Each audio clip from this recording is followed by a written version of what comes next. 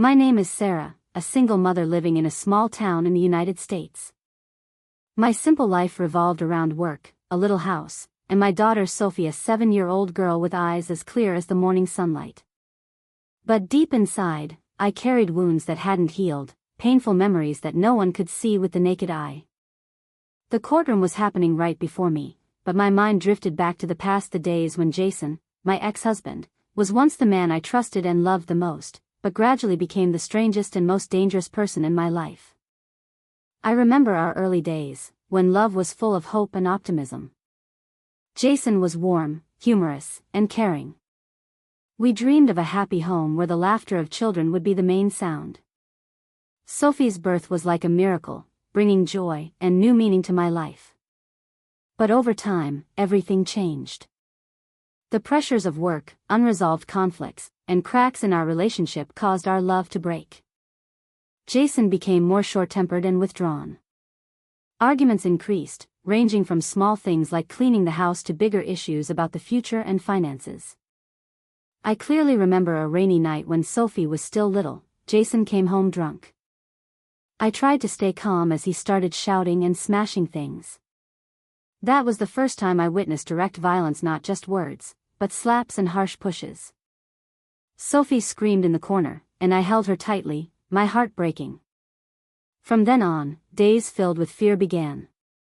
Jason not only abused me but started controlling everything from my phone, money, to outside relationships. I felt trapped in an invisible cage. I tried to forgive, to keep the family for Sophie's sake, but eventually, I knew I couldn't endure any longer. Divorce was the only choice to protect my child and myself. The time after the divorce was the hardest. Jason refused to accept reality and continuously fought for custody.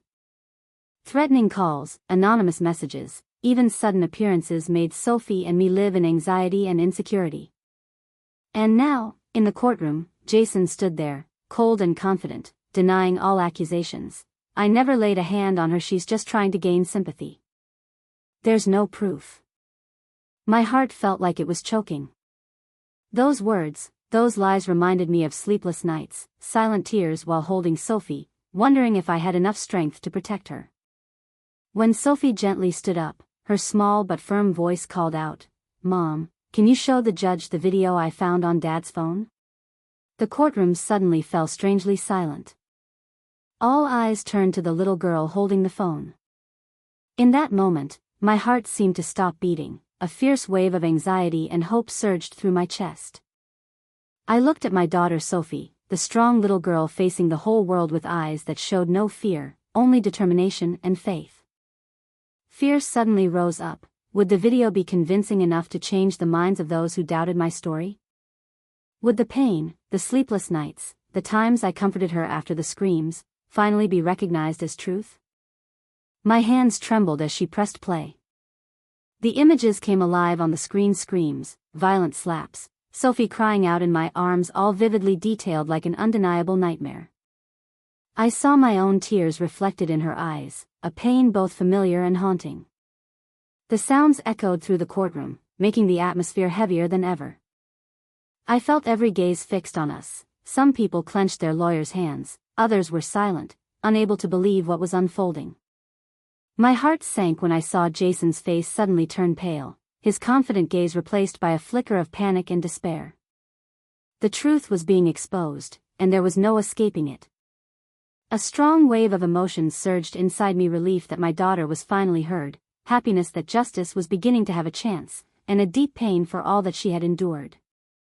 I looked at Sophie, no longer a helpless little child but a brave warrior who had suffered and spoken her truth. I smiled through tears, my heart overflowing with pride and gratitude for her. At that moment, I realized this was not just a trial, it was our life turning a new page, a page filled with hope, fairness, and protection for the most sacred things, a mother's love and my daughter's childhood. The trial ended, and I left the courtroom with a whirlwind of emotions: relief that justice had been served, but also heavy worry for the future of Sophie and myself. Stepping into the pale afternoon sunlight, I couldn't help but feel the cold wind touch my skin, as if life was testing me once more. Back home, our small apartment still seemed haunted by the shadows of those turbulent days. Scattered belongings, scratches on the walls, all reminders of long tense nights and shattered dreams. But now, I knew I had to start anew from the broken pieces, to rebuild a safe and loving home for Sophie. Watching her play with old toys, I felt the strength and resilience in those eyes that had endured more than any child should. My heart ached remembering the nights she woke up crying quietly in the dark, scared by painful memories she couldn't shake away. I decided to seek help from a psychologist so Sophie could release and heal the wounds in her soul. At the first session, she sat close to me, her eyes timid and fearful. I held Sophie's hand tightly, whispering that everything would be okay. Gradually, through each counseling session, Sophie began to open up. I saw her express feelings and worries she had never been able to put into words before. Every time, my heart softened, knowing she was healing step by step. Daily life remained full of challenges. I had to work hard to cover living expenses while caring for Sophie and managing everything at home.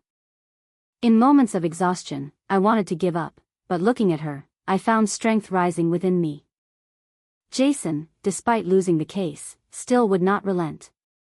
Threatening calls, insulting messages, and unexpected appearances near our home kept me on high alert.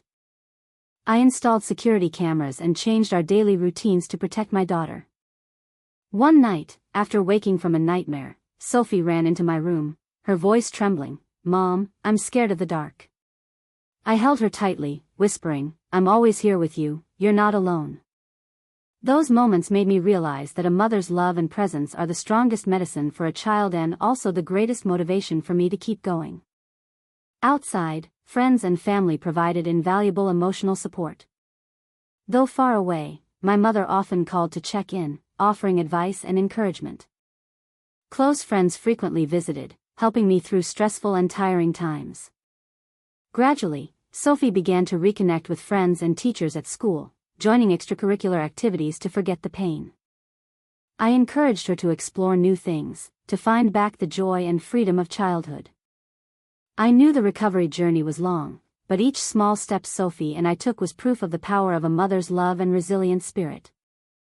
Every morning I woke up reminding myself I would never give up for Sophie and for myself. Our lives began to show positive changes, but the shadows of the past still refused to loosen their grip. Jason, the man who was once my husband, kept trying to harass and sow fear into my daughter's mind. One cold morning, as I was preparing Sophie for school, my phone buzzed with a message from an unknown number. "You can't hide forever." My heart stopped for a moment. Those threatening words made me uneasy. I knew I had to act to protect my daughter. I immediately contacted the police and my lawyer, requesting their support and stricter protective measures. Legal intervention somewhat eased the pressure, but I still had to remain vigilant every step of the way. Sophie also felt the pressure. At school, though well-liked by friends, she was often asked about her father and family matters, which made her uneasy. Once, during recess, some kids curiously asked about Sophie's dad, causing her to go silent, her eyes full of sadness. That evening, as we sat together, I gently asked about her day. Sophie answered hesitantly, "I miss Dad, but I'm also scared." I held her tightly and said, "I know, my love. I will always be here for you, protecting you no matter what happens." The decision to move was made after a long night of thinking. I wanted to create a safe environment for Sophie, away from painful memories and threats from Jason. Moving was not easy. I had to arrange work and worry about the life of the two of us. The new house was small and cozy, located in a quiet neighborhood. At first, Sophie was hesitant and cried, missing our old home and her close friends. I patiently comforted her, encouraging her to open up and explore the new environment. At her new school, Sophie quickly made friends and bonded with her teachers. She joined extracurricular activities and found joy in ballet classes, a passion that had long been interrupted. I also kept striving to improve myself. I joined support groups for women who had experienced domestic violence, seeking empathy and learning how to overcome difficulties. Those women inspired me and helped me believe that I was not alone on this journey. One day, I received news from my lawyer, Jason had been arrested for violating a restraining order and for violent behavior toward others. This was an important step forward in the legal battle Sophie and I were fighting. Still, I understood that the road ahead held many challenges. Sophie and I had learned how to stand firm in the face of darkness and find light even in moments that seemed hopeless. That night, beside a small fire in our backyard, I whispered to Sophie, my daughter, no matter what happens, I will always protect you. We will not let darkness take over our lives. Sophie held my hand tightly, her eyes shining with trust. I believe in you, Mom. After the turbulent months, Sophie and I began to feel the faint glimmers of hope. Our new home became a true sanctuary, not just a place to live but a place where we found peace and strength to move forward. I carefully arranged every small corner in the house, from the paintings on the walls to Sophie's study nook. Every item, every detail was chosen with care, like a promise to myself that this would be the place where we rebuild our lives. Sophie grew more mature and confident. Her passion for ballet was rekindled. The training sessions not only strengthened her body but also helped her relieve stress and anxiety. I felt proud to see her gradually open up, smile more, and actively participate in school activities. My work also saw significant progress. I enrolled in advanced skill courses and took on new, more challenging and exciting projects. Every small success fueled my strength and independence, something I had lost in a marriage full of pain. The bond between Sophie and me grew stronger each day. We spent weekend evenings together, cooking, watching movies, and sharing stories from our day. Those simple moments became a precious source of energy, helping us stand firm through every hardship. One day, the school held a ceremony honoring outstanding students and those with a spirit of unity. I was deeply moved when Sophie was chosen to give a speech. On stage, she confidently shared, "I thank my mom for always being by my side, protecting me, and teaching me how to be strong. I believe that no matter how hard life gets, as long as we have love and perseverance, we will overcome." Applause echoed throughout the hall, and my eyes filled with pride and boundless happiness. This was not only recognition for Sophie but also proof of the tireless efforts of both of us. In addition, I was invited to participate in a community project aimed at raising awareness about domestic violence and building support programs. It was an opportunity to share my story, inspire, and help women who were suffering pain like I once did. Each day, Sophie and I learned to cherish the simple things in life, to be grateful for what we had, and to continuously look to the future with firm belief.